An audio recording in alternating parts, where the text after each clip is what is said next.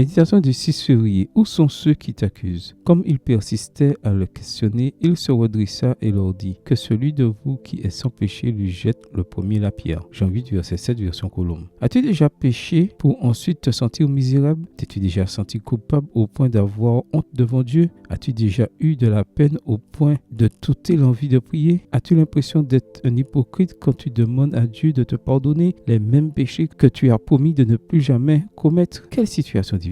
Tu arrives alors à la conclusion que tu ne pourras jamais gagner, que ton seul espoir est Jésus et que, s'il te laisse, tu es perdu. Tu veux lui obéir et crie désespéré: ne me laisse pas, pardonne-moi. Et Jésus est là, prêt à t'embrasser et à te pardonner, même si personne ne croit en toi. Le Père aimant qui désire sauver son enfant vient à sa rencontre. Prise en flagrant délit d'adultère, la femme tremblait de peur, son sort était scellé et sa lapidation n'était qu'une simple question de minutes. Comment pouvait-elle nier qu'elle était coupable? Comment pouvait-elle se justifier? Seule, vaincue, honteuse, pleurant sa peine, elle attendait son exécution. Mais elle ne connaissait pas le Dieu de l'amour.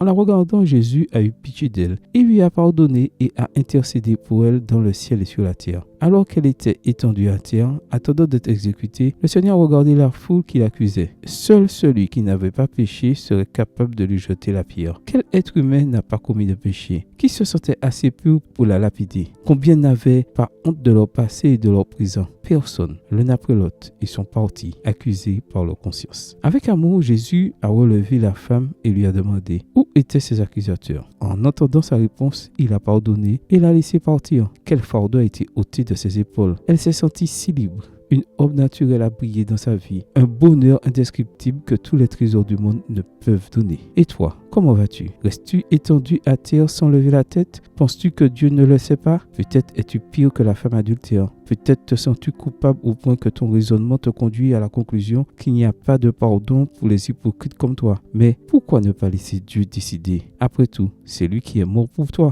Ceux qui t'entourent peuvent te regarder de haut et vouloir t'exécuter. Pourtant, Jésus veut relever ta tête, te couvrir de sa robe de justice, te regarder dans les yeux et te demander: où sont ceux qui t'accusaient? Je ne te condamne pas non plus. Jean 8, versets 10 et 11. Jésus non seulement te pardonne, mais il t'aide aussi à ne plus pécher. Viens à lui qui est ton Père aimant, car tout est par sa grâce. Amen. Bonne journée à vous et que le Seigneur vous bénisse.